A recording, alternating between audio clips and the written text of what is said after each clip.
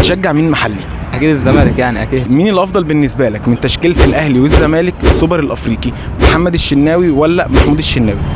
لا محمد الشناوي طبعا، لان هو تاريخ. محمود الشناوي بتاع الزمالك لسه قدامه كتير قبل ما ياخد خبراته والكلام ده كله، وما يستحسنش ان هو يبدا بالماتش اصلا. محمد هاني ولا عمر جابر؟ لا اتنين زي بعض. مين بقى الاحسن بالنسبه لك؟ اختار عمر جابر بس عادي يعني. المسلوسي ولا رامي ربيعه؟ لا المسلوسي بصراحه. طب حسام عبد المجيد اللي بيقدمه في الاولمبياد حاليا ولا محمد عبد المنعم؟ لا محمد عبد المنعم طبعا، محمد عبد المنعم طبعا يعني. كريم فؤاد ولا احمد فتوح؟ هما الاثنين كويسين بصراحه، واثنين كورتهم عاليه ومهاريين وبيجيبوا جوان، بس انا هختار فتوح عشان زملكاوي. انت حسبت لي المسلوسي قلت لي انه مش في مكانه، فكان بالنسبه لك احسن، لكن كريم فؤاد انا بقول لك مش في مكانه، وحرام عليك انك تختار احمد فتوح.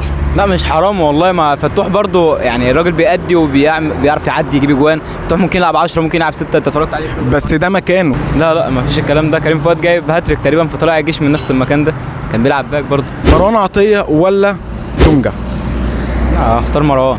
اشمعنى؟ مروان بيلعب كوره احسن، مروان هادي، مروان ما بيشدش الملعب، مروان يعني عنده خبرات بزياده عشان الماتشات اللي لعبها. دونجا لا، دونجا ممكن يخرج بره الماتش بسفاه والعادي. اكرم توفيق ولا محمد شحاته؟ بص هما اتنين فدائيين، والاثنين جامدين قوي ضرب وكوره، والاثنين بيزيدوا كويس، مع ان شحاته افضل شويه في الجري بالكوره، بس هختار اكرم لان اكرم عنده خبرات جامده برضو.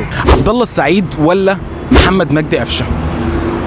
بص هو لو في الاخر هختار قفشه احسن في الفتره الاخيره، لان عبد الله السعيد من ساعه ما مشي الاهلي ما عملش انجاز يذكر. مصطفى شلبي ولا حسين الشحات؟ لا حسين الشحات طبعا، حسين الشحات يا جدعان هو فايق الفتره دي، احسن واحد في مكانه الفتره دي اصلا. زيزو ولا رضا سليم؟ لا زيزو احسن في حاجات كتير، رضا سليم مجتهد وكل حاجه، بس زيزو طبعا. وسام ابو علي ولا ناصر منسي؟ وسام ابو علي طبعا. وسام ما فيش وجه مقارنه بين الاثنين، وسام ابو علي طبعا. كولر ولا جوميز الفتره الحاليه؟ لا كولر رجع كسب ماتشين بالدوري كله. من وجهه نظرك شايف مين هيكسب السوبر الافريقي ما بين الاهلي والزمالك؟ اعتقد الزمالك هيبقى واصل الماتش اكتر ومركز اكتر، لان هو خسر دوري. اتعمل عليه كام كوميكس كده بسبب الماتش اللي هو ما راحوش. خسرنا 6 بونت بدل 3 ما لهمش لازمه، كنت ممكن اروح الماتش واخسر 10-0 بس ما تخسرش من 6 بونت. انت منهم 3 بونت ماتش سيراميكا اصلا احنا كسبنا بسبب عبد الله السعيد في اخر 5 دقائق، خسرنا 3 بونت دول كمان. فان شاء الله الزمالك يكسب وناخد بطوله الموسم ده معاه ان شاء الله يعني.